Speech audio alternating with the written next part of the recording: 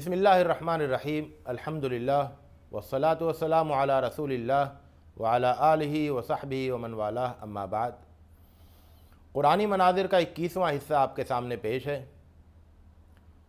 کائنات کی ہر چیز اللہ کی نشانی ہے، ان کے لیے جو سوچتے ہیں، سمجھتے ہیں، دیکھتے ہیں، سنتے ہیں، عقل سے کام لیتے ہیں۔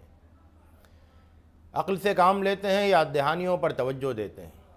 ان نشانیوں کا نظارہ کیسے کیا جائے؟ غور سے دیکھنے کی ضرورت ہے۔ فرمایا، وہ زندہ کو مردہ سے پیدا کرتا ہے اور مردہ کو زندہ سے پیدا کرتا ہے، اور زمین کو اس کے خشک ہو جانے کے بعد اثر نو شاداب کر دیتا ہے، اور اسی سے تم بھی نکالے جاؤ گے، اور اسی زمین سے تم بھی نکالے جاؤ گے۔ اور اس کی نشانیوں میں سے ہے کہ اس نے تم کو مٹی سے پیدا کیا، پھر یہ ہوا کہ تم بشر بن کر زمین میں پھیلے ہوئے ہو۔ اور اس کی نشانیوں میں سے یہ ہے کہ تمہاری ہی جنس سے تمہارے لیے جوڑے پیدا کیے تاکہ تم ان سے سکون حاصل کرو، اور اس نے تمہارے اندر محبت اور ہمدردی ودیعت کی۔ اور اس کی نشانیوں میں سے آسمانوں اور زمین کی خلقت اور تمہاری بولیوں اور تمہارے رنگوں کا تنوع ہے۔ اور اس کی نشانیوں میں سے رات اور دن میں تمہارا سونا اور اس کے فضل کو حاصل کرنا ہے۔ اور اس کی نشانیوں میں سے یہ ہے کہ تم کو دکھاتا ہے بجلی کو جو خوف بھی پیدا کرتی ہے اور امید بھی، اور اتارتا ہے آسمان سے بارش تو زندہ کر دیتا ہے اس سے مردہ زمین کو۔ اور اس کی نشانیوں میں سے یہ ہے کہ آسمان اور زمین اس کے حکم سے قائم ہے، پھر جب وہ تم کو زمین سے نکلنے کے لیے ایک ہی بار پکارے گا تو تم نکل رہے ہوگے۔ اور اس کی نشانیوں میں سے یہ بھی ہے کہ وہ بھیجتا ہے ہواؤں کو خوشخبری دینے والی بنا کر، اور تاکہ وہ تم کو اپنی رحمت سے نوازے، اور تاکہ کشتیاں اس کے حکم سے چلیں، اور تاکہ تم اس کے فضل کو حاصل کرو، اور تاکہ تم اس کے شکر گزار بنو۔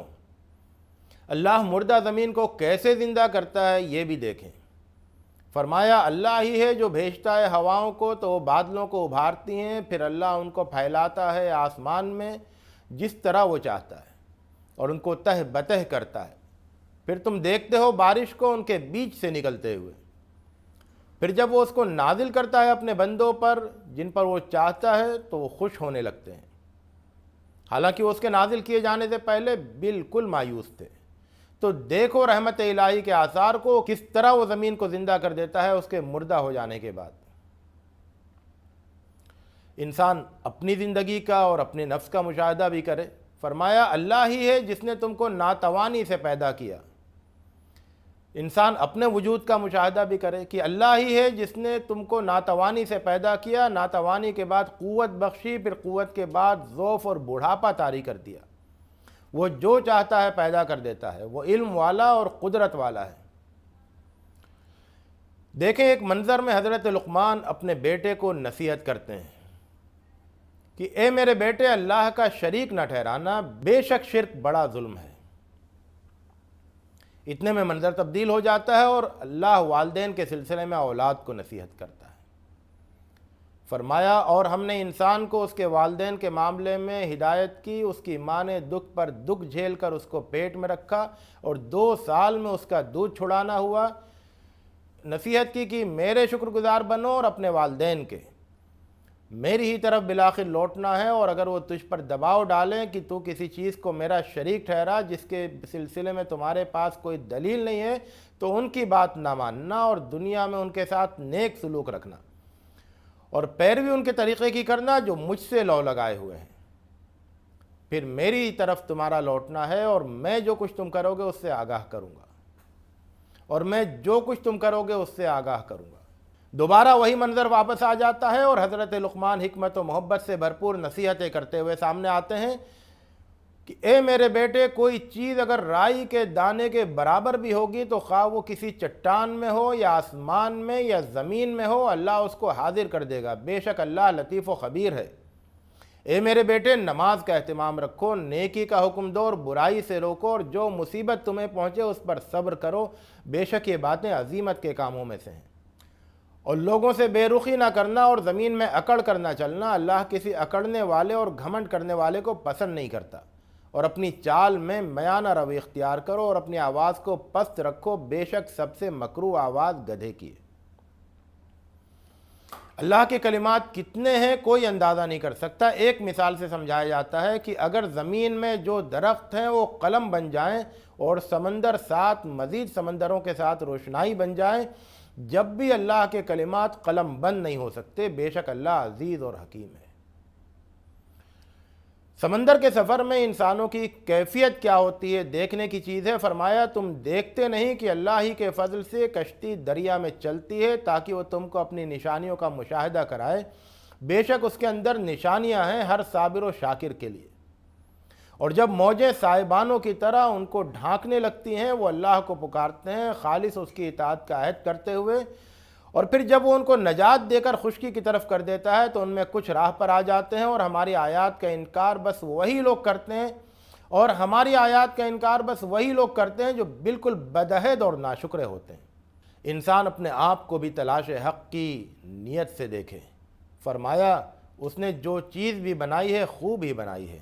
اس نے انسان کی خلقت کا آغاز مٹی سے کیا، پھر اس کی نسل معمولی پانی کے خلاصے سے چلائی، پھر اس کے نوک پلک سنوارے اور اس میں اپنی روح پھونکی، اور تمہارے لیے کان، آنکھیں اور دل بنائے۔ تم تو بہت ہی کم شکر گزار ہوتے ہو۔